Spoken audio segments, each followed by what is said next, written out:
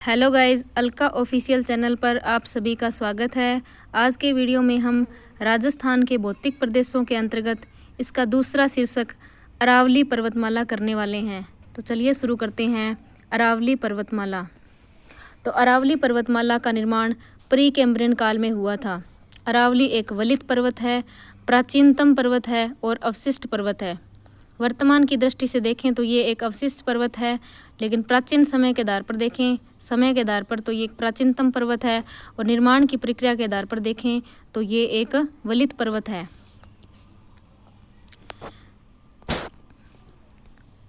और अब इसका है विस्तार। तो अरावली की कुल लंबाई है 692 किलोमीटर।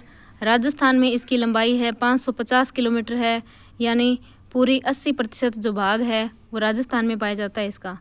और इसकी औसत ऊंचाई है 930 मीटर।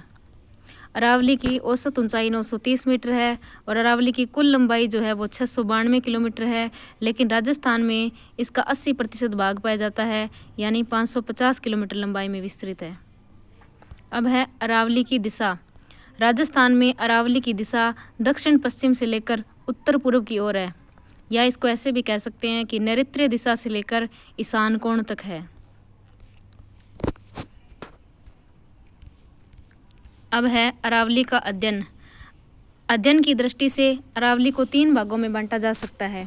नंबर 1 है उत्तरी अरावली, दूसरा है मध्य अरावली या अजमेर अरावली, तीसरा है दक्षिणी अरावली।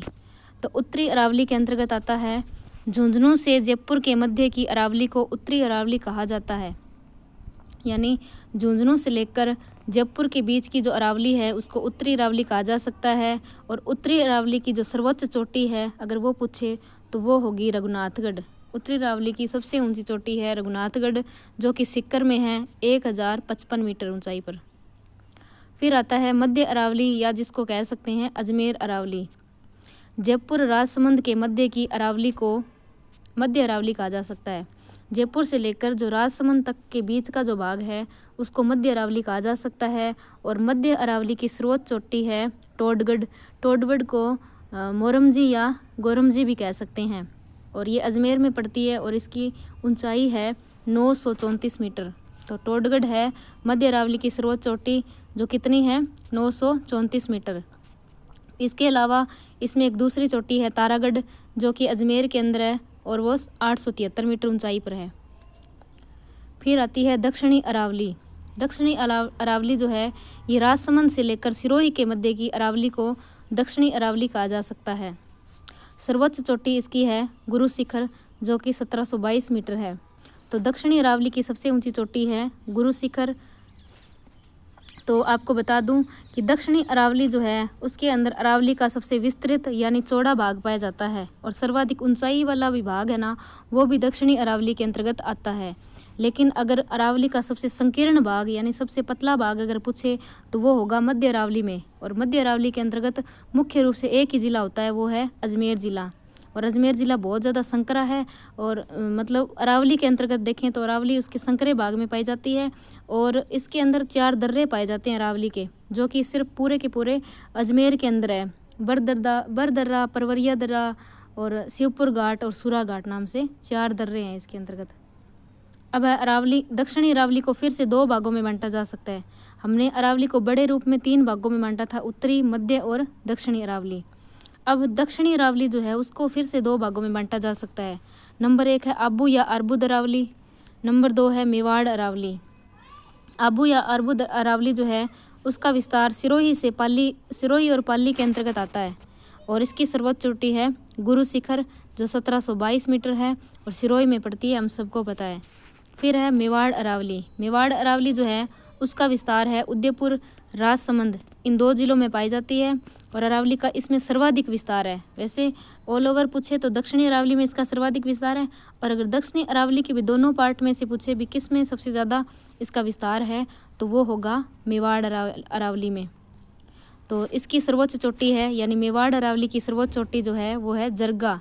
जरगा जो चोटी है 1431 मीटर ऊंचाई पर है, और जरगा चोटी उदयपुर की भी सबसे ज़्यादा ऊंची चोटी है। मतलब उदयपुर की सर्वाधिक ऊंची चोटी अगर पूछे तो वो होगी जरगा, और मेवाड़ अरावली की भी सर्वोच्च चोटी पूछे तो वो होगी जरगा।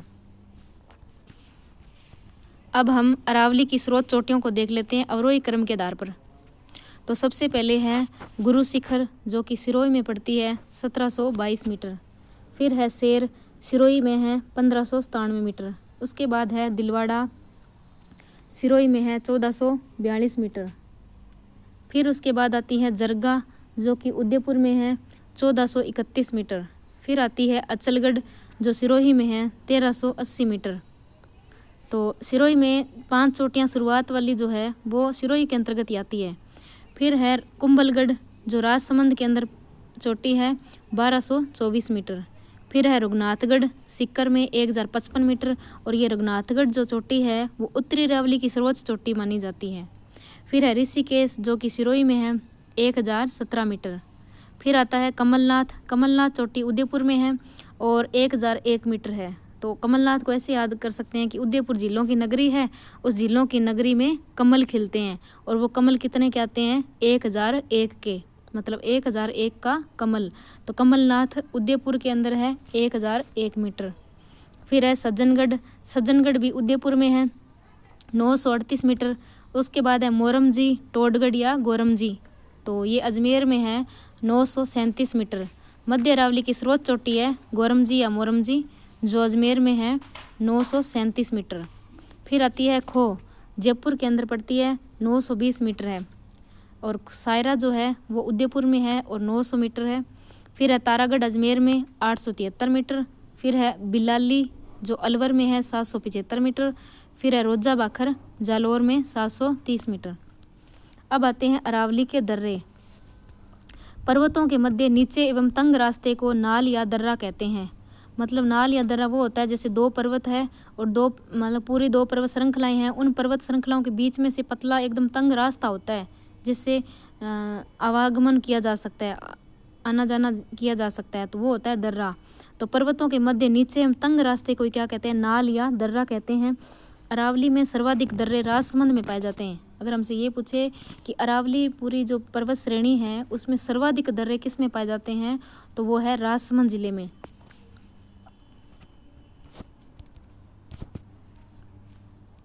अब है राजस्थान के प्रमुख नाल या दर्रे, देख लेते हैं कहाँ पर है। जैसे अजमेर के अंदर है परवरिया दर्रा और सुरा घाट दर्रा, ठीक है, परवरिया और सुरा घाट। और फिर है एक शिवपुर घाट भी है यहाँ पर, परवरिया, सुरा घाट, शिवपुर घाट। और उसके बाद है देसूरी नाल जो है वो पाली के अंतर्गत आती है। देसूरी नाल है पाली के अंदर।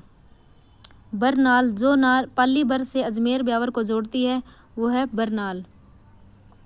राजसमंद के अंदर है सोमेश्वर नाल, हाथीगुड्डा की नाल।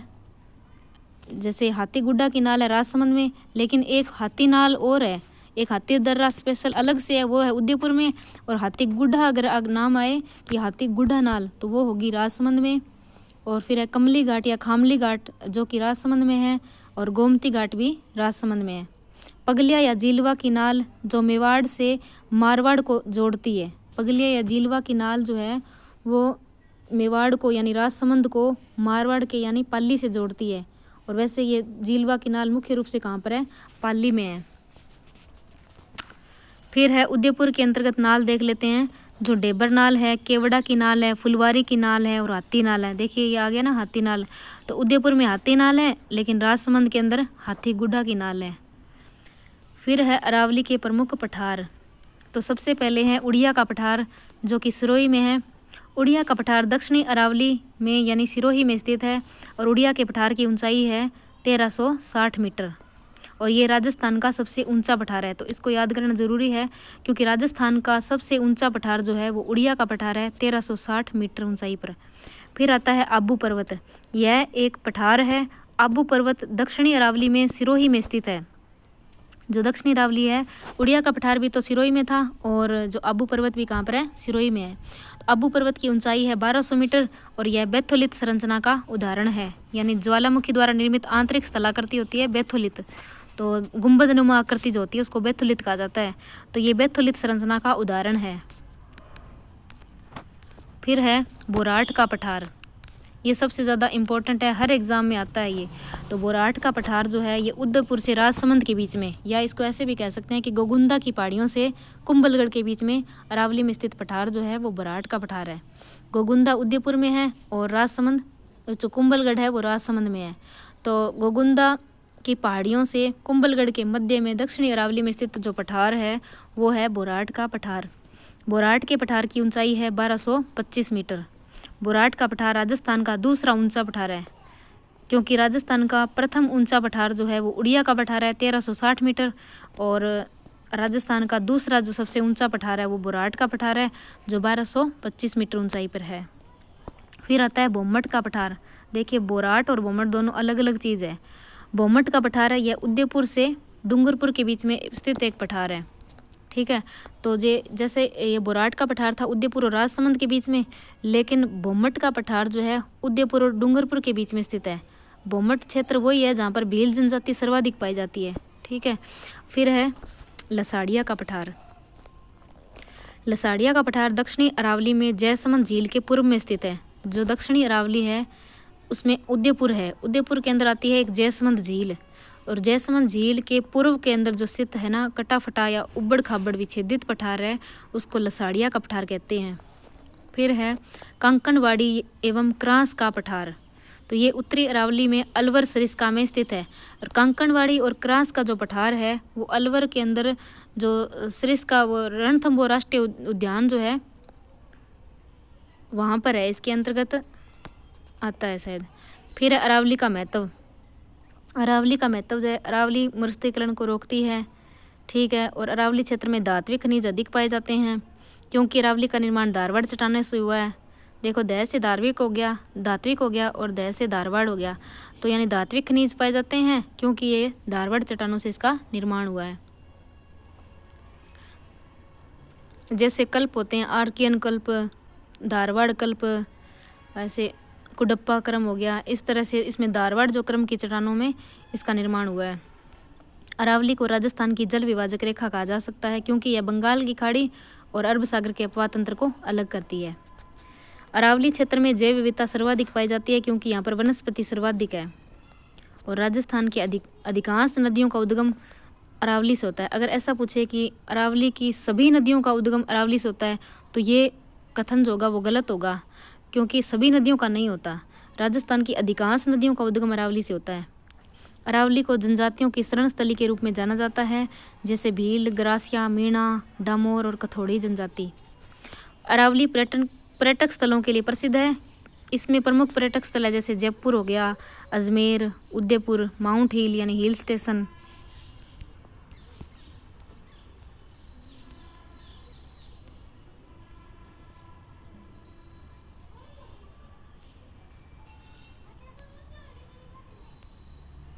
अब कुछ पर्वत है।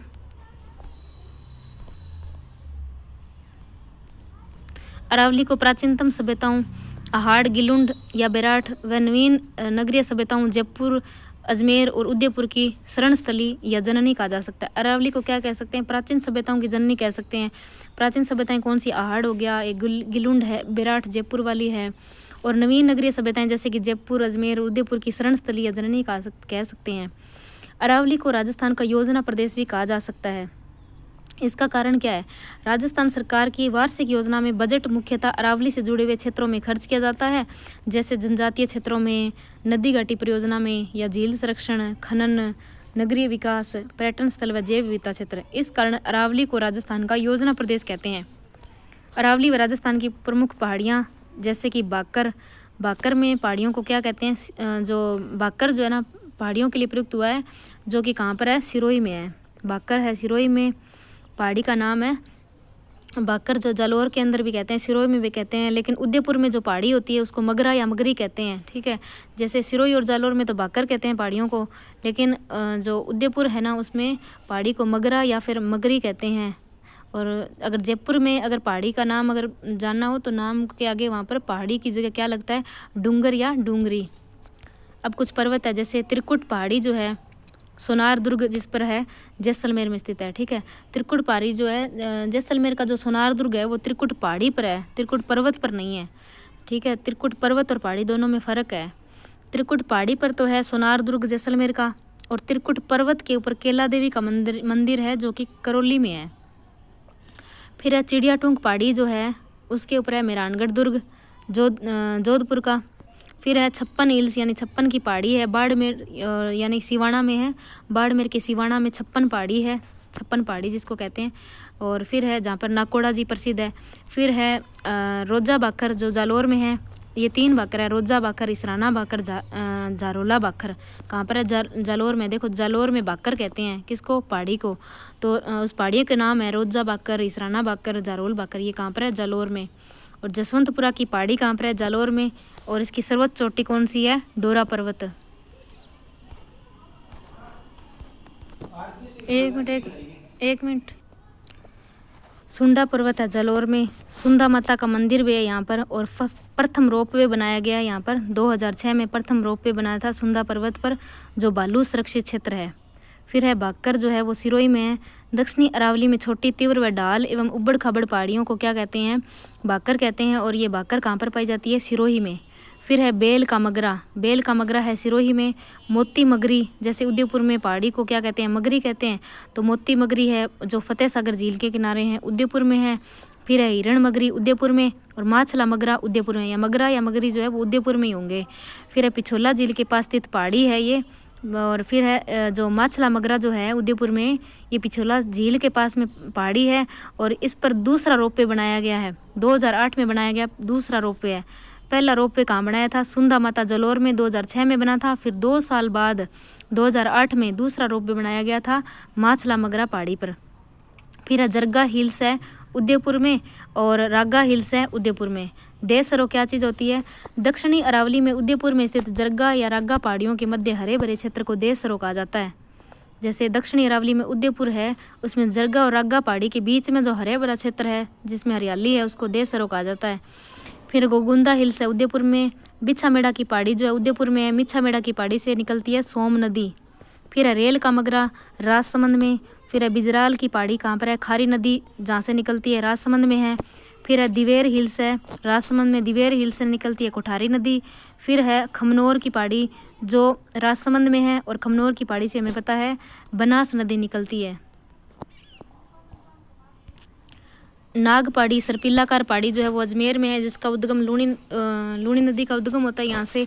फिर है मोती डूंगरी जयपुर में है, और झालाना डूंगरी जयपुर में, महादेव डूंगरी जयपुर में, गणेश डूंगरी, भीम डूंगरी और बिज्जक की डूंगरी ये सभी जयपुर के अंदर है। और इस पर क्या है? बेराट सभ्यता है। महादेव, गणेश, भीम व बिज्जक की डूंगरी से बेराट सभ्यता के अवशेष प्राप्त हुए हैं। फिर है बेराट पहाड़ी जो जयपुर में है, यहाँ से बाणगंगा नदी का उद्गम होता है। फिर है सेवर की पहाड़ी जो जयपुर में है, और सेवर की पहाड़ी से निकलती है साबी नदी। मनोरपुरा पहाड़ी जैसे सह से सेवर हो गया और सह से साबी नदी हो गया, तो साबी नदी का उद्गम होता है सेवर की पहाड़ियों से। मैं से मनोहर, मैं से मेंथा नदी, तो मेंथा नदी का उद्गम मनोहरपुरा पहाड़ी से होता है, और ये जयपुर में है। फिर चील का टीला जिसके ऊपर जयगढ़ दुर्ग है, जिसको ईगल हिल्स भी कहते हैं, जो जयपुर में है। बरवाड़ा जयपुर में है, और चौथ का बरवाड़ा सवाई माधोपुर में। 2 बरवाड़ा है, जिसमें सीधा अगर बरवाड़ा पूछे वो तो जयपुर में होगा, लेकिन चौथ का बरवाड़ा सवाई माधोपुर में है, जिसके ऊपर चौथ माता का मंदिर है। और ये सीसा जस्ता का भंडारण भी है यहाँ पर। बबाई पहाड़ी जयपुर में है। बाबाई पहाड़ी तो जयपुर में है, लेकिन बबाई जो पहाड़ी है वो कहाँ पर है? झुंझुनू में है। बा होगा तब तो जयपुर होगा, अगर सीधा बबाई होगा तो क्या होगा? झुंझुनू। मालखेत की पहाड़ी सीकर में है, हर्ष की पहाड़ी सीकर में है, और खंडेला की पहाड़ी कहाँ पर है? सीकर में। सीकर में जो खंडेला की पहाड़ी है वहाँ से उद्गम होता है कांतली नदी का, और यहाँ पर यूरेनियम के भंडारण भी मिलते हैं। हर्षनाथ है अलवर में। जैसे हर्ष की पहाड़ी सीकर में थी, लेकिन हर्षनाथ की पहाड़ी अगर पूछे तो वो होगा अलवर में। उदयनाथ की पहाड़ी है अलवर में, और उदयनाथ की पहाड़ी से रूपारेल नदी का उद्गम होता है। फिर है बेरांज पर्वत है अलवर में, और आडावाला पर्वत है बूंदी में, आरावाला भी कह सकते हैं इसको। और बिजासन की पहाड़ी कहाँ पर है? भीलवाड़ा में। ये कुछ विशेष जो आकृतियाँ हैं पहाड़ियों की, जैसे गोलाकार पहाड़ी है, गोल आकृति में, वो बाड़मेर में है। घोड़े की नाल जैसी पहाड़ी है रामगढ़ बारा में, और तस्त्रीनुमा या गिरवा की पहाड़ी जो है वो उदयपुर में है। और अर्धचंद्राकार पहाड़ी है कोट्टा, बूंदी और झालावाड़ में है। नाग या सरपीलाकार पहाड़ी जो है अजमेर में है। और गिरवा गिरवा का अर्थ होता है पर्वतों की मेखला। जो उदयपुर शहर है वो गिरवा पहाड़ियों के मध्य में स्थित है। अब है अरावली के अन्य महत्वपूर्ण बिंदु। अरावली की भूआकृतिक संरचना का अध्ययन A.M. हेरोन के द्वारा किया गया था। तो अरावली की भूआकृतिक संरचना का अध्ययन किसने किया था? A.M. हेरोन ने। A.M. हेरोन के अनुसार अरावली का निर्माण देहली महासमूह से हुआ है। किससे हुआ है? देहली महासमूह से हुआ है, जिनमें से 3 समूह शामिल है, अलवर समूह, अजबगढ़ समूह और रायलो समूह। फिर है पीडमांट। पर्वत पदीय भागों पर अपरदित पहाड़ी या क्षेत्र को पीडमांट की पहाड़ी कहा जाता है और यह राजसमंद देवगढ़ में स्थित है। यह राजसमंद के देवगढ़ में स्थित है। तो ये हुआ अरावली पर्वतीय प्रदेश। तो आज के लिए इतना ही। मिलते हैं अगले वीडियो में पूर्वी मैदान के साथ। तब तक के लिए थैंक यू। जय हिंद, जय भारत।